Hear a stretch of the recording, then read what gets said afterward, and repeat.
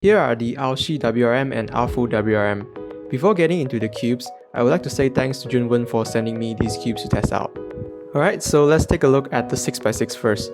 Out of the box, I can immediately notice the smaller size of the cube, which improves gripping. The plastic used on this cube is slippery, unlike the UV coated that I prefer the most. Turning wise, it is speedy, sandy, smooth and stable. The magnet strength on every layer is sufficient. I haven't got any noticeable lockups, nor other related problems. Your fingers could be caught by the pieces, but I can safely say that this problem will be resolved after lubricating the cube. Now we're on to the 7x7. Everything outside is exactly same as the previous 6x6, except for the plastic used is slightly glossier. The size is smaller than every existing 7x7s.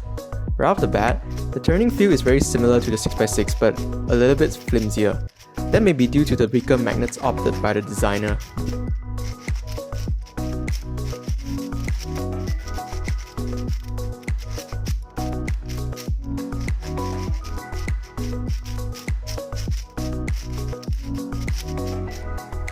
Personally, I like the 6x6 more. It has a higher chance to replace the MGC as my new main. That being said, both of these cubes will not let you down. They have an awesome performance with a smaller size. Hence, they are worth getting if you like solving big cubes. That's all for this unboxing. I'll see you next time. Bye.